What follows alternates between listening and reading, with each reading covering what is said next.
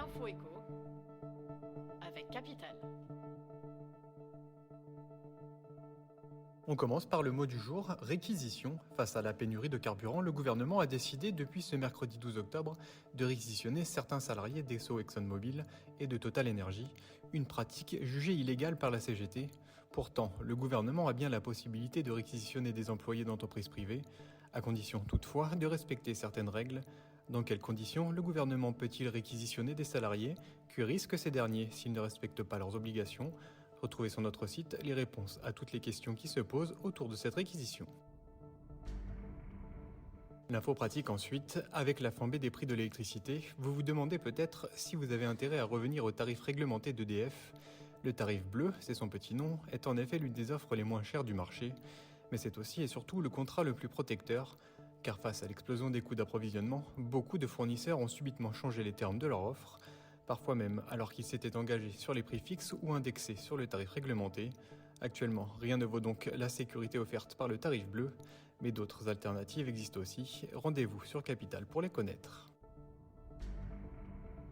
On poursuit avec le débat du jour. Le 6 octobre, le gouvernement présentait son large plan de sobriété nationale visant à diminuer notre consommation d'énergie de 10% à horizon 2024. Si la plupart des mesures portées par l'exécutif fait consensus, certaines consignes ont provoqué l'incompréhension chez les Français qui ont parfois dénoncé trop de coercition. Savez-vous par exemple qu'un décret de 1979 limite le chauffage à 19 degrés et qu'en théorie, si vous dépassez cette température, l'amende encourue est de 1 500 €? Le gouvernement a néanmoins rappelé que le plan de sobriété misait plutôt sur l'incitation. Alors, simple recommandation ou contrainte légale, Capital fait le point sur les différentes mesures.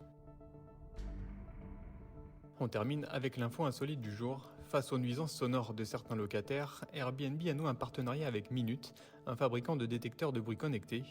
La plateforme de location touristique propose à ses hôtes de bénéficier d'un boîtier gratuit et de 3 mois d'abonnement offerts par la compagnie. Concrètement, les propriétaires recevront une alerte sur leur smartphone si le bruit causé par leur locataire dépasse un certain seuil de décibels. Ils pourront alors prendre les mesures nécessaires pour résoudre le problème rapidement. Une expérimentation du dispositif menée à Prague en République tchèque a montré qu'une solution était trouvée dans les 20 minutes pour 100% des alertes sonores. C'était l'info éco avec Capital.